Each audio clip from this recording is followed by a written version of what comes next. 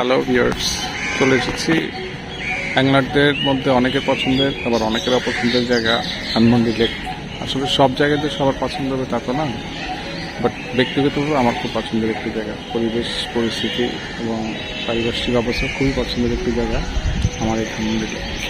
এখানে তো ওনারা একদম মানে ট্যান্ট নিয়ে বসছে, হয়তো 2 দিনের প্রজেক্ট, ওনাদের 2 দিনের প্ল্যান ছিল, গতকালকে বসেছে।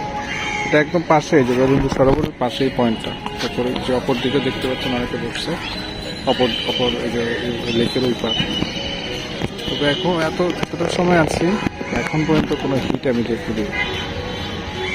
ধানমন্ডি লেকের এটাই স্পেশালিটি, বা এটাই ধানমন্ডি লেকের বৈশিষ্ট্য। এখানে আসলে অনেকেই বলতে শুনেছি যে এখানে মাছ নাকি সব পিএইচডি করা। আমরা যারা শিকারী আছি, খুব ধৈর্যের সর্বোচ্চ পরীক্ষাটা ধানমন্ডি লেকে এসে দিতে হয়, তারপরে এখানে মাছের দেখা মিলে। তো এরকম ধৈর্যশীল হয়ে বা এরকম ধৈর্য যদি আপনার থেকে থাকে, সুন্দর পরিবেশ তো করতে চান মাছ ধরার পাশাপাশি, নিঃসন্দেহে ধানমন্ডি লেক ঢাকার মধ্যে বেস্ট জায়গা। আসলে দুটা থ্রো দেখিনি আমরা, এখানে শিকারি এখানে থ্রো করছেন। আরেকটা বাসা টপ শো করছে, তাই না?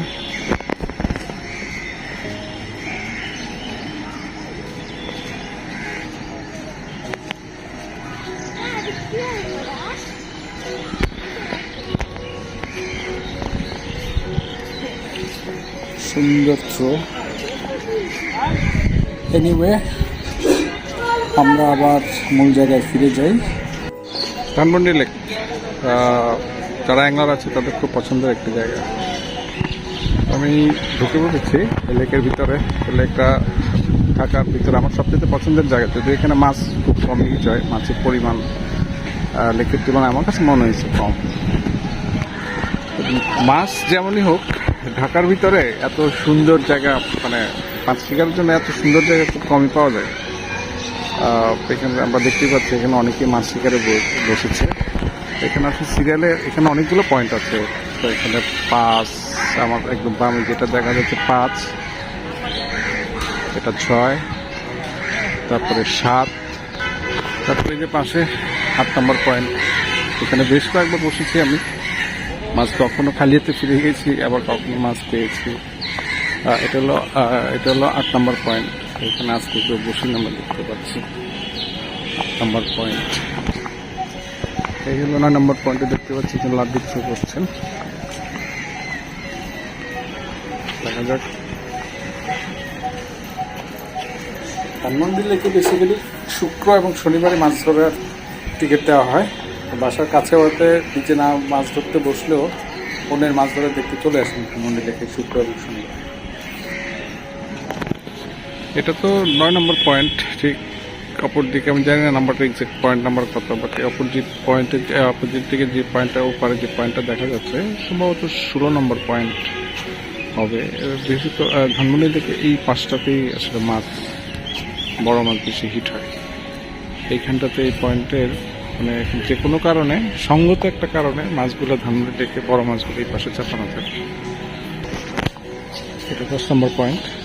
দেখতে পাচ্ছি একদম তাই বসে জানি না কি মাছ পেয়েছে। ধানমন্ডি লেকে এই পয়েন্টটাতে, এই জায়গাটাতে মাছ থাকে বেশি। হতে পারে ওইদিকে ওই পাশটাতে, কর্নারটাতে হয়তো একটু পকেট পয়েন্ট, বড় মাছগুলো সাধারণত এই পয়েন্ট থেকে হিট হতে দেখা যায় বেশি। এই 6, 7, 8 নম্বর ওই পাশে যে পয়েন্টগুলো, ওই পয়েন্টে তেমন একটা মাছ হিট হয় না। তো সবাই মোটামুটি এই পয়েন্টে বসার চেষ্টা করে। হিট হয় না যে তা বলবো না, তুলনামূলকভাবে কম হয়। পয়েন্ট হিট এটা 16 নম্বর পয়েন্ট, না সরি, এটা 12 নম্বর পয়েন্ট। একদম ধানমন্ডি লেকের পাশে যে লোহার ব্রিজ আছে, লোহার ব্রিজের সাথে পয়েন্টটা, এই পয়েন্টটাতে মোটামুটি মাছ হিট হয়। এটা এই যে এই জায়গাটা দেখা যাচ্ছে না, সাধারণত একটু লং কাজ করলে এখান থেকে বড় 7-8 কেজি, 10 কেজি, 12 কেজি কাতল মাছ বিক্রি হয়ে যায়। এই হলো এখানকার পয়েন্টের অবস্থা। তো অনেকেই বলে এখানে যে ধানমন্ডি লেকে মাছ নাই, ধানমন্ডি লেকে শুধু বসা, টাকার ছাত্র বলেন, টাকা খরচা, টাকা ফেলা বলেন, অনেকেই বলে। কিন্তু আসলে দেখেন ঢাকার মধ্যে ধানমন্ডি লেকে মানে এত সুন্দর এত মনোরম পয়েন্ট বা একটা জায়গায় বসে মাছ ধরার মতো জায়গা আপনি ঢাকায় পাবেন এত সুন্দর ছায়া।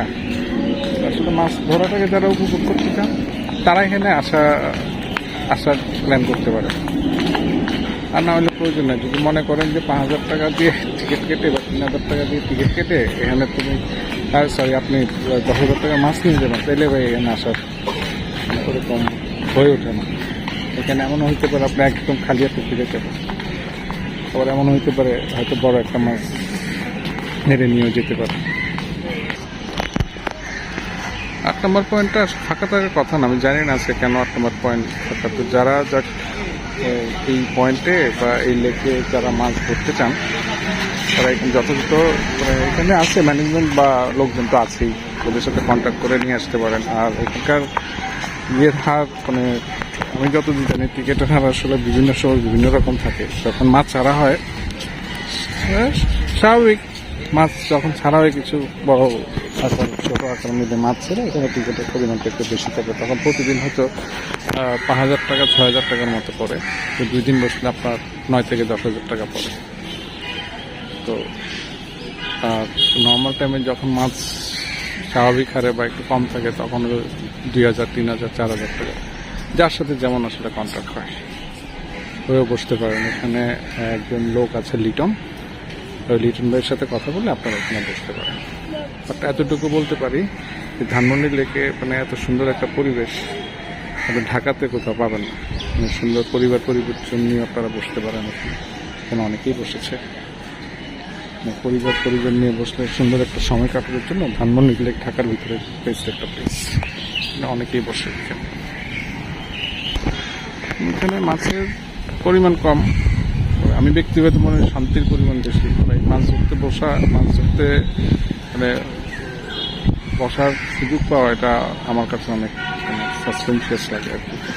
অনেকটা আছে না, কি বলবো, মাছ ধরো মানে মাছ বসতে হিট হোক বা না হোক, মাছ ধরতে বসছি, মাছ ধরার পিছনে সময় দিতে পেরেছি, এটাই অনেক। আমাদের অনেকক্ষণ তো হলো আসলাম এখানে, কিন্তু এখন পর্যন্ত কোনো মানে কারোরই বসে তেমন কোনো টান দেখতে পাইনি আমি, বা হিট দেখতে পাইনি। তো সব মিলিয়ে এই ছিল ধানমন্ডি লেকের আপডেট। সবাইকে সময় নিয়ে দেখার জন্য ধন্যবাদ। ধানমন্ডি লেক নিয়ে অনেকেরই অনেক রকম মন্তব্য থাকতে পারে, কারোর পছন্দের কারোর পছন্দের, ভাই এটা স্বাভাবিক, সবার যে সব জায়গায় পছন্দ হবে তা না। বাট আমার একটা পছন্দের জায়গা, মাছ সবসময় এখানে হিট করতে পারি না।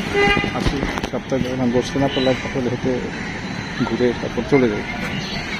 যাই হোক, এই হলো আমার ধানমন্ডি লেকের অবস্থা। সময় নিয়ে ভিডিওটি দেখার জন্য সবাইকে ধন্যবাদ। ভালো থাকবেন সবাই, আল্লাহ হাফেজ।